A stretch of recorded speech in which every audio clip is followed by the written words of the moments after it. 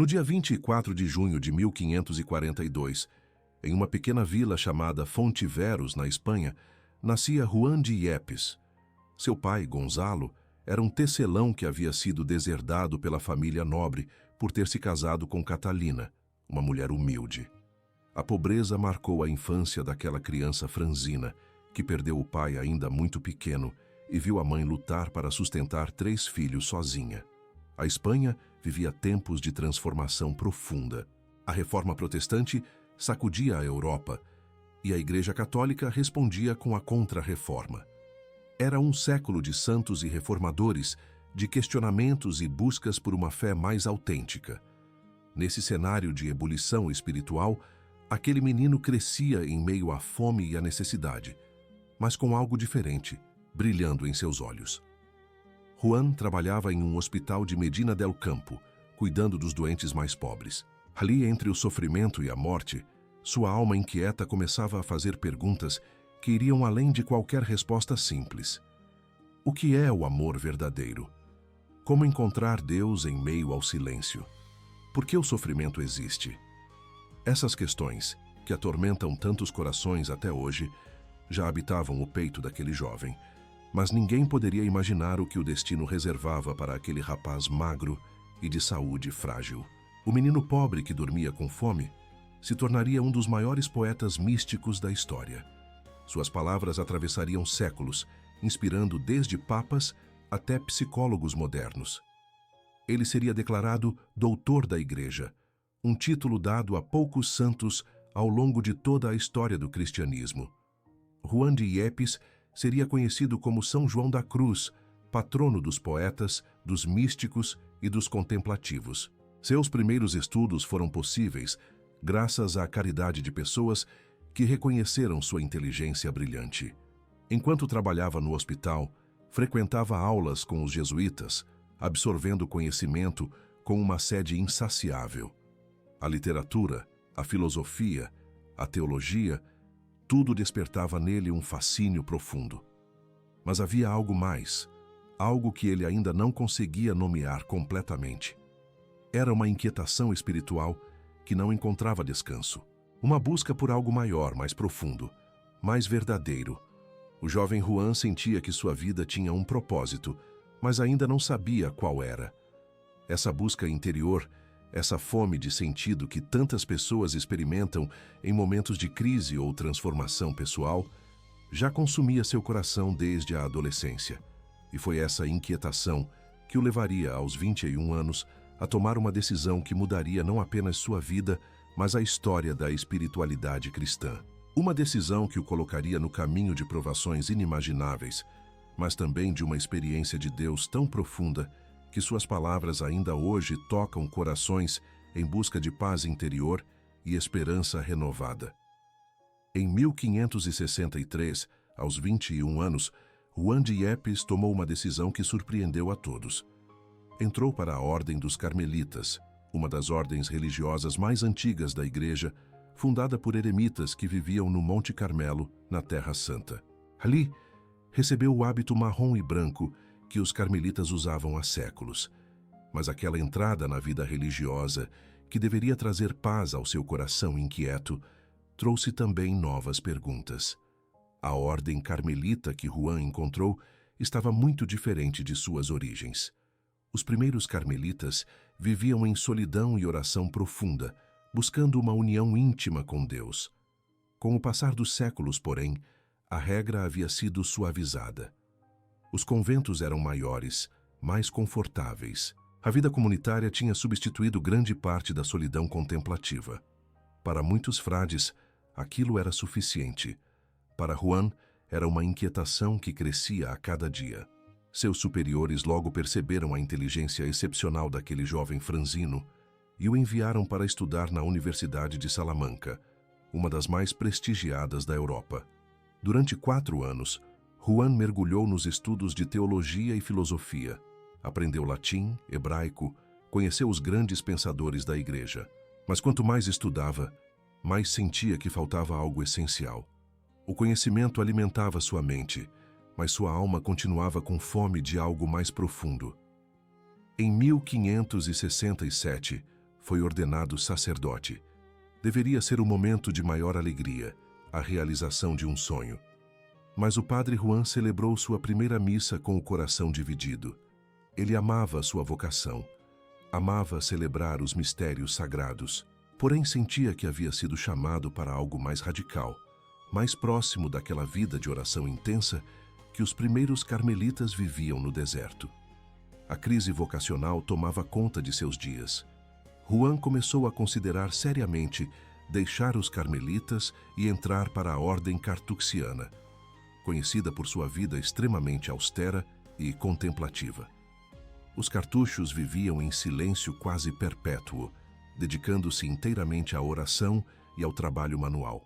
Para alguém que buscava radicalidade evangélica e união profunda com Deus, parecia o caminho natural, mas algo o fazia hesitar.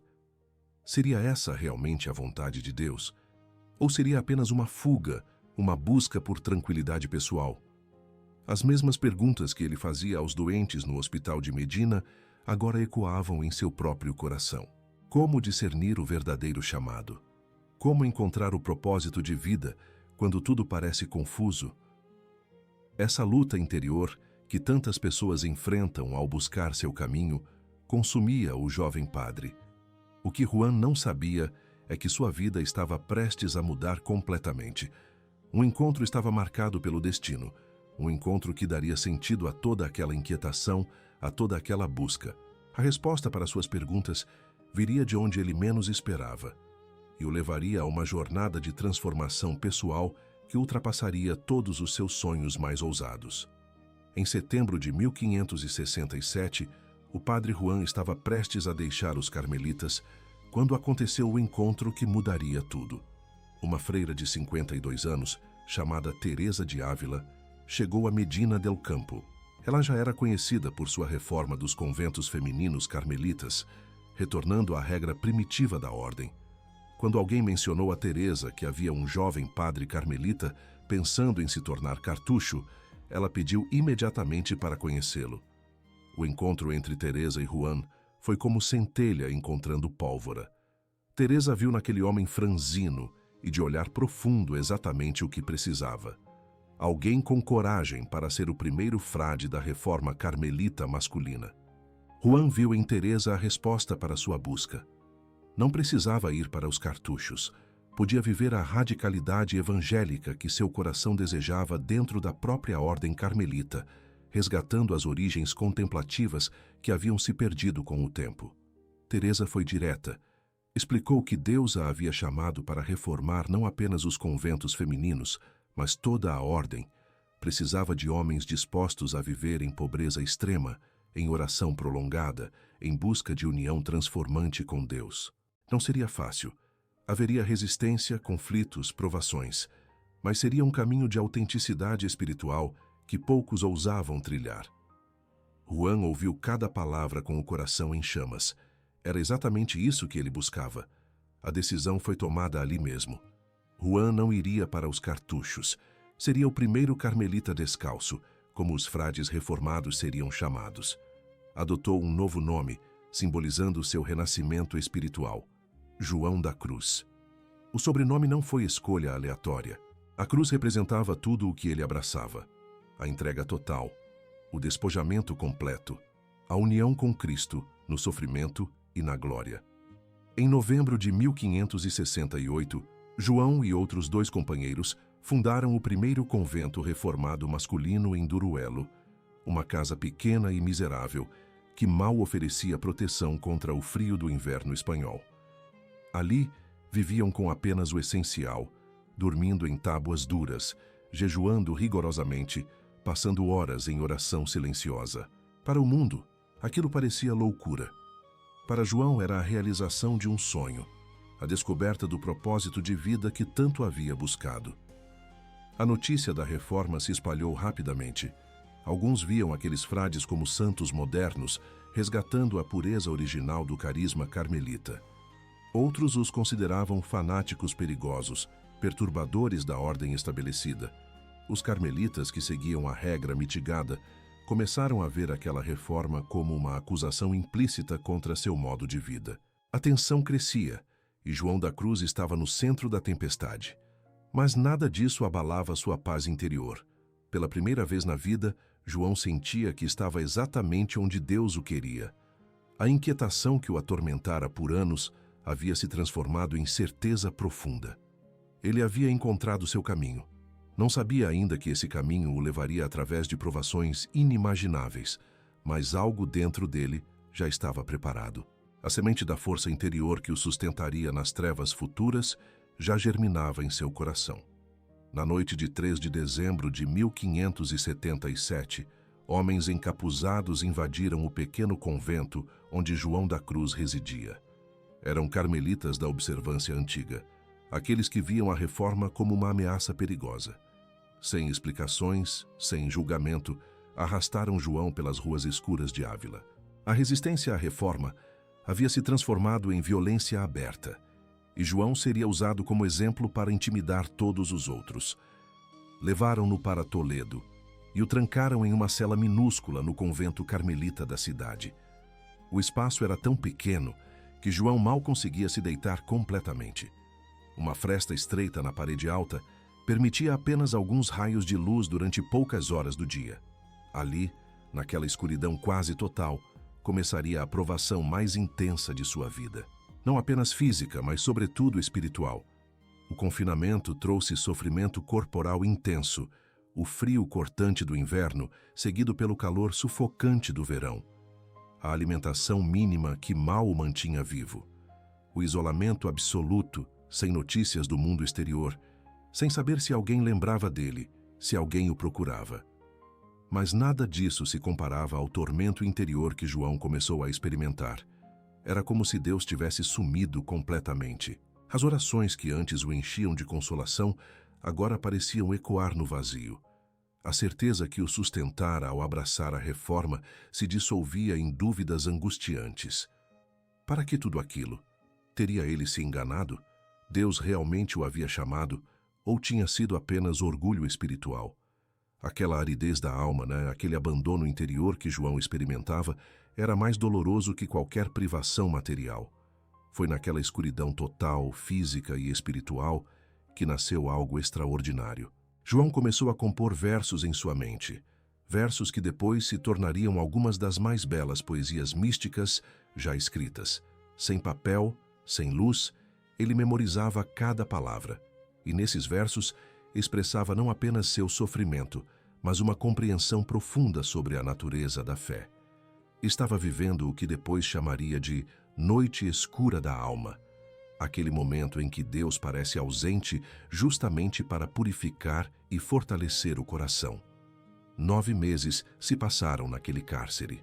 9 meses em que João aprendeu que a verdadeira união com Deus não acontece na consolação fácil, mas no abandono confiante, mesmo quando tudo parece perdido. Aprendeu que o silêncio de Deus não é indiferença, mas uma forma de nos preparar para algo maior. E descobriu uma força interior que ele mesmo desconhecia possuir. Em agosto de 1578, numa noite em que o carcereiro esqueceu de trancar adequadamente a porta, João conseguiu fugir. Desceu por uma janela usando tiras de cobertor que havia desfiado, arriscando a vida numa queda que poderia matá-lo. Mas quando seus pés tocaram o chão do lado de fora, João da Cruz não era mais o mesmo homem. Tinha atravessado a noite mais escura e descoberto que, do outro lado das trevas, existe uma luz que ninguém pode apagar. Se você está passando por um momento de escuridão, onde Deus parece distante, deixe nos comentários: preciso de luz. Vamos orar juntos. Depois de escapar da prisão, João da Cruz precisou de meses para recuperar as forças. O corpo estava debilitado, mas a alma ardia com uma luz nova. A provação não o havia destruído. Pelo contrário, o havia transformado profundamente. Agora ele compreendia de maneira visceral verdades sobre a vida espiritual que antes conhecia apenas teoricamente e sentia uma necessidade urgente de compartilhar essa sabedoria. Os superiores da Reforma Carmelita reconheceram a maturidade espiritual que João havia alcançado.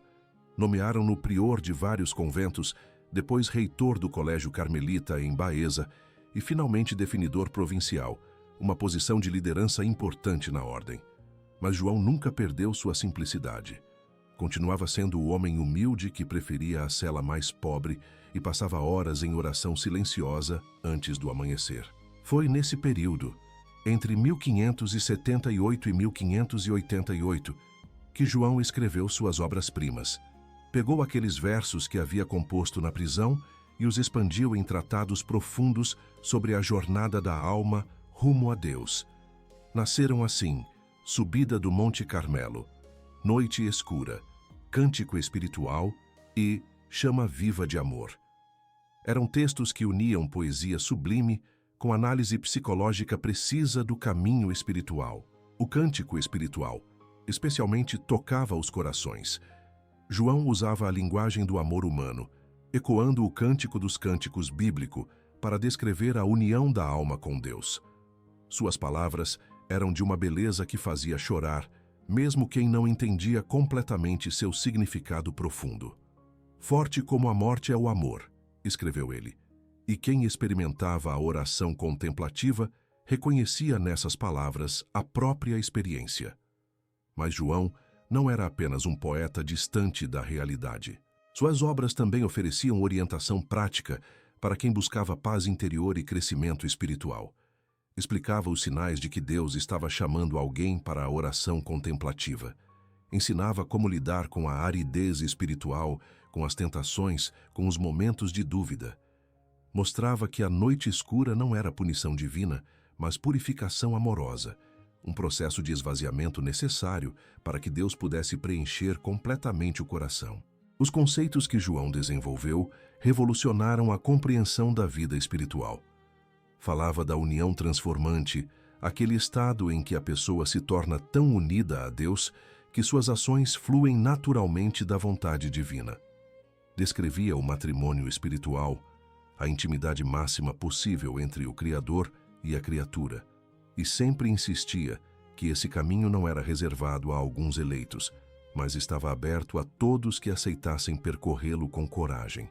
Como diretor espiritual, João acompanhava freiras, frades e leigos em suas jornadas interiores. Suas cartas, preservadas até hoje, revelam um homem de sensibilidade extraordinária, capaz de perceber os movimentos mais sutis da alma. Não impunha um método rígido a todos, mas adaptava seus conselhos a cada pessoa. Para quem vivia em ansiedade constante, ensinava o abandono confiante. Para quem buscava experiências extraordinárias, alertava sobre os perigos do orgulho espiritual. Seu objetivo era sempre conduzir as almas à verdadeira liberdade interior, aquela paz profunda que nem as circunstâncias externas podem abalar. João da Cruz não guardava seus ensinamentos apenas para quem sabia ler seus tratados complexos. No dia a dia dos conventos, era um mestre acessível que usava exemplos simples para explicar verdades profundas. Quando um noviço perguntava como orar melhor, João respondia que oração não era questão de muitas palavras, mas de muito amor. Comparava a alma a uma janela que precisa ser limpa para deixar entrar a luz do sol. Não criamos a luz, apenas removemos o que a impede de entrar. Seu método de direção espiritual era revolucionário para a época.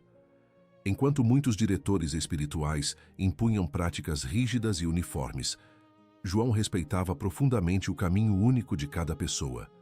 Observava com atenção os sinais de como Deus agia em cada alma. Para alguns, recomendava mais tempo de oração silenciosa. Para outros, sugeria o serviço ativo aos pobres. Sabia que o equilíbrio emocional e a saúde espiritual dependiam de respeitar o ritmo e o temperamento de cada um. As cartas que João escrevia revelam sua sabedoria prática.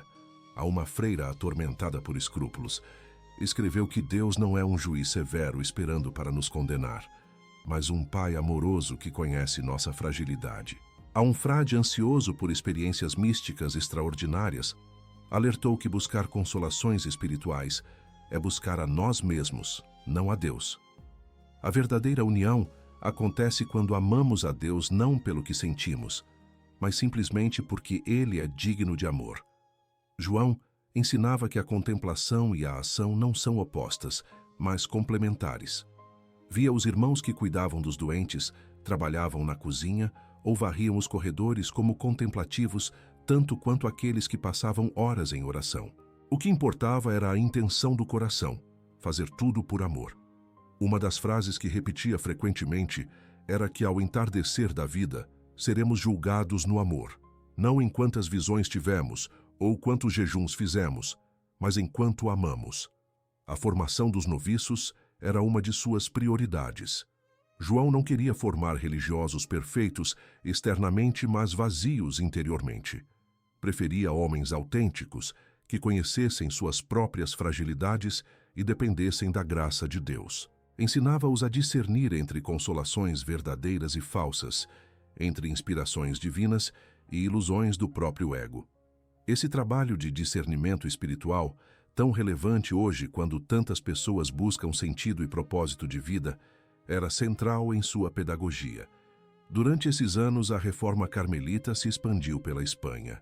Novos conventos eram fundados, tanto masculinos quanto femininos. João participava ativamente dessa expansão, visitando as comunidades, resolvendo conflitos, animando os desanimados.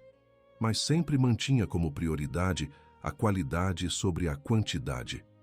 Preferia poucos conventos vivendo autenticamente o carisma do que muitos vivendo mediocremente. Sua colaboração com Teresa de Ávila, até a morte dela em 1582, foi fundamental para consolidar a reforma. Eles se complementavam perfeitamente. Teresa com seu pragmatismo e capacidade administrativa, João com sua profundidade mística e sensibilidade psicológica. Juntos, criaram uma escola de espiritualidade que atravessaria séculos, influenciando gerações de pessoas em busca de transformação pessoal e paz interior verdadeira. Em 1591, quando João tinha 49 anos e parecia que sua vida finalmente encontrara paz, uma nova tempestade se formou. Desta vez, a oposição não viria de fora da reforma carmelita, mas de dentro dela. Alguns frades que haviam abraçado a reforma começaram a discordar dos rumos que a ordem tomava. E João se viu no centro de conflitos amargos que testaram sua alma de maneiras inesperadas. Nicolau Doria, o vigário-geral dos Carmelitas Descalços, tinha uma visão diferente sobre o governo da ordem. Queria mais centralização, mais controle, regras mais uniformes. João, que sempre defendera a liberdade espiritual e o respeito pelo caminho único de cada comunidade, discordava respeitosamente. Não fazia disso uma batalha pessoal, mas mantinha suas convicções com firmeza serena. Essa divergência, porém, foi interpretada como insubordinação. A campanha contra João começou sutilmente. Rumores espalhados, interpretações distorcidas de suas palavras, acusações veladas sobre sua ortodoxia. Alguns chegaram a questionar seus ensinamentos místicos, sugerindo que eram perigosos ou pouco práticos. Para um homem que havia dedicado toda a vida à reforma e à busca de autenticidade espiritual, aquelas calúnias eram mais dolorosas que qualquer sofrimento físico. No capítulo geral da ordem realizado em junho daquele ano, João foi sistematicamente destituído de todos os seus cargos. Não era mais prior, não era mais definidor, não tinha mais qualquer posição de responsabilidade. A decisão foi apresentada como administrativa, mas todos sabiam que era uma forma de silenciá-lo e isolá-lo. Propuseram até enviá-lo para o México, um exílio disfarçado que o afastaria definitivamente da Espanha. A reação de João surpreendeu a todos. Não protestou, não se defendeu publicamente, não buscou aliados políticos dentro da ordem. Simplesmente aceitou com serenidade profunda, como quem reconhece naquela humilhação uma nova forma da cruz que abraçara anos antes. Pediu apenas para ir para um convento pequeno e isolado, onde pudesse viver em silêncio e oração. Escolheram para ele o convento de La Peñuela, um lugar remoto nas montanhas. Ali, naquele exílio voluntário, João viveu seus últimos meses de saúde. Rezava, trabalhava no jardim, ajudava os irmãos nas tarefas simples. Não guardava rancor de quem o havia acusado falsamente. Quando alguém mencionava as injustiças que sofrera, João mudava de assunto ou simplesmente sorria. Havia aprendido através de todas as provações de sua vida que o perdão radical não é apenas um mandamento, mas o único caminho para a verdadeira liberdade interior. Em setembro, porém, uma doença começou a se manifestar. Inflamações dolorosas apareceram em sua perna, espalhando-se rapidamente. João sabia que era grave, mas quando lhe deram a escolha de ir para o convento de Úbeda ou para outro mais próximo, onde seria bem recebido, escolheu Úbeda. Sabia que ali o prior não gostava dele e que provavelmente seria maltratado. Mas João via naquela escolha uma última oportunidade de abraçar a cruz, de viver até o fim a entrega total que sempre pregara. A provação final estava apenas começando. Quando João chegou ao convento de Úbeda em setembro de 1591, a doença já havia avançado consideravelmente. O prior, Frei Francisco Crisóstomo, não escondeu sua antipatia. Colocou João numa cela úmida e sem ventilação adequada. Visitava-o apenas para fazer comentários ásperos sobre como ele estava custando caro à comunidade.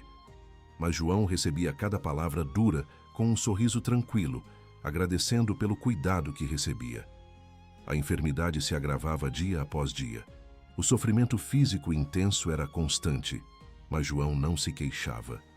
Quando os irmãos entravam na cela, encontravam-no sempre sereno, às vezes até alegre. Pedia perdão por dar trabalho, agradecia pelo pouco que recebiam. Alguns frades, tocados por aquela mansidão heróica, começaram a visitá-lo com mais frequência, sentindo que estavam diante de algo extraordinário. João sabia que estava morrendo e abraçava aquela realidade com gratidão profunda.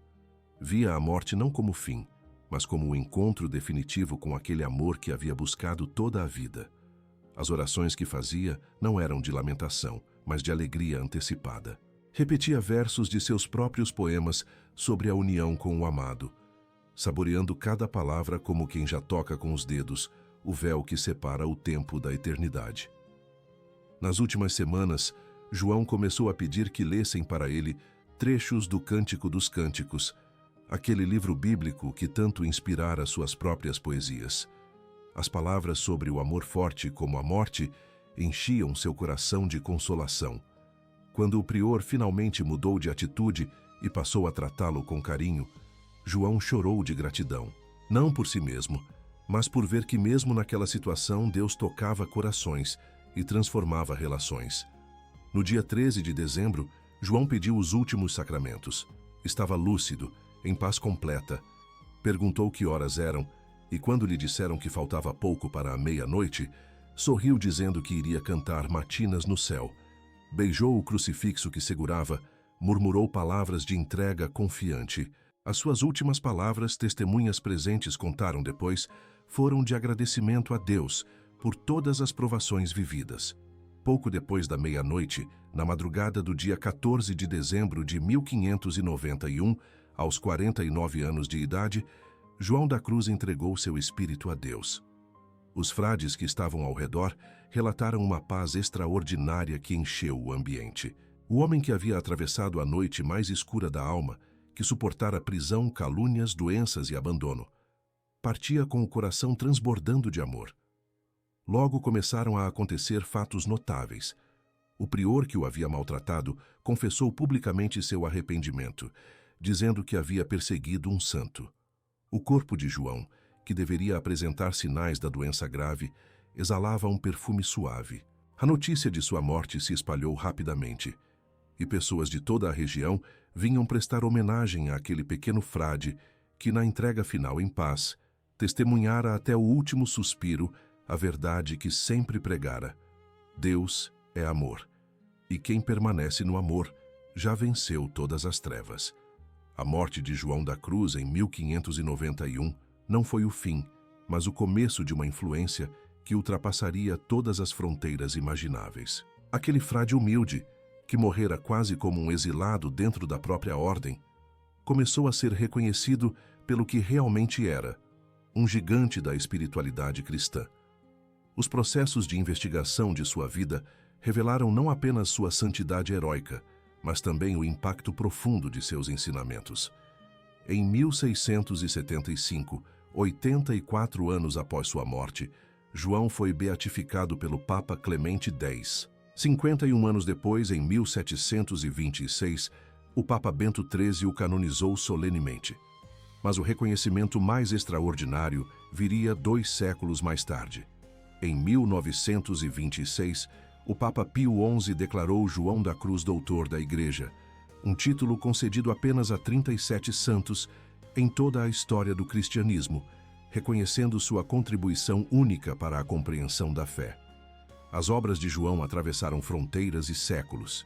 Subida do Monte Carmelo, Noite Escura, Cântico Espiritual e Chama Viva de Amor foram traduzidas para mais de 40 idiomas. Estudiosos de todas as tradições cristãs encontraram nelas tesouros de sabedoria. Suas análises sobre os caminhos da alma inspiraram não apenas santos e místicos, mas também psicólogos, filósofos e poetas que reconheciam na experiência da noite escura algo universal e profundamente humano. A literatura mundial reconhece João como um dos maiores poetas da língua espanhola, comparável aos gigantes do século de ouro. Escritores como T.S. Eliot citaram explicitamente suas obras. O poeta mexicano Octavio Paz, ganhador do Nobel, estudou profundamente sua poesia mística. A beleza de seus versos transcendia o contexto religioso, tocando corações que buscavam expressar os mistérios mais profundos da existência humana.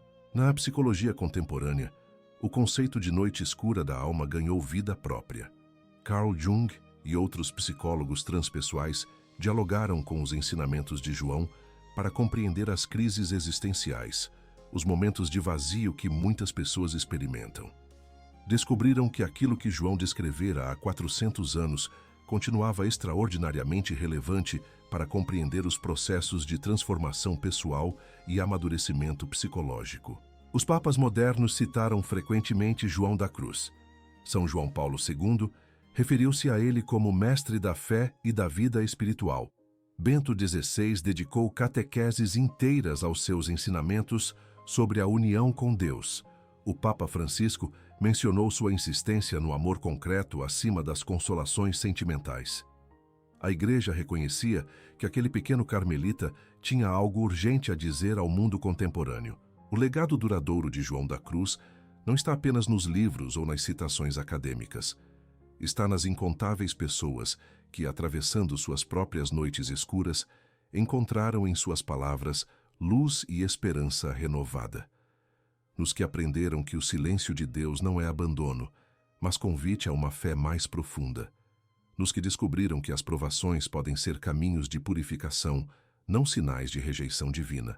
João da Cruz, o menino pobre de Fontiveros, tornara-se verdadeiramente um farol de luz para todos os que buscam sentido nas trevas, influência histórica que continua transformando vidas até hoje. Talvez você esteja se perguntando o que a história desse frade do século XVI tem a ver com sua vida hoje. A resposta é tudo, porque a experiência que João da Cruz atravessou e compreendeu não é exclusiva dele. É a experiência humana universal de quem, em algum momento, sentiu que Deus estava em silêncio, que as orações não eram ouvidas, que a fé parecia ter desaparecido justamente quando mais se precisava dela.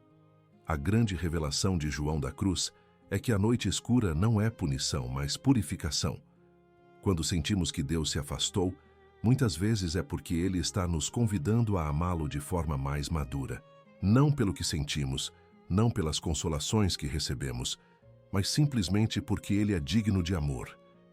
É como um pai que solta a mão da criança para que ela aprenda a caminhar sozinha, não por crueldade, mas por amor que capacita. Todos nós enfrentamos nossas noites escuras.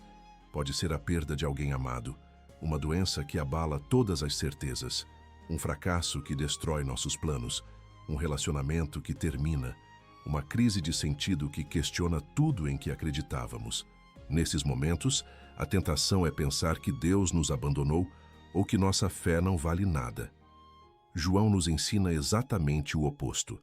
É justamente ali, na escuridão, que acontece a transformação mais profunda. A jornada interior que João propõe não é fácil, mas é libertadora. Começa com reconhecer nossa própria pobreza espiritual, nossa necessidade absoluta de Deus. Continua com o despojamento gradual de tudo aquilo a que nos apegamos como se fosse segurança, até mesmo nossas próprias conquistas espirituais. E culmina numa liberdade interior tão profunda que nem as circunstâncias externas conseguem mais roubar nossa paz. Como começar essa jornada? João diria: comece pela oração contemplativa simples. Não precisa de palavras elaboradas ou técnicas complicadas. É apenas colocar-se na presença de Deus, como quem fica perto de alguém amado, sem necessidade de preencher o silêncio com conversas. É aprender a estar, não apenas a fazer. É cultivar aquela paz interior que vem de saber que, mesmo quando não sentimos nada, somos infinitamente amados. João da Cruz ensina também sobre o perdão radical que ele mesmo viveu. Perdoar não porque a pessoa merece, mas porque você merece a liberdade que o perdão traz. Perdoar aquele familiar que o magoou, aquele amigo que o traiu, aquele chefe que o humilhou, aquela pessoa amada que não corresponde à conversão que você tanto deseja para ela. O perdão é o caminho para a verdadeira força interior, aquela que ninguém pode tirar de você. A intercessão de São João da Cruz continua poderosa hoje. Milhares de pessoas testemunham graças recebidas através de sua oração, especialmente aqueles que atravessam momentos de escuridão espiritual, que lutam com crises de fé, que buscam propósito de vida em meio ao caos.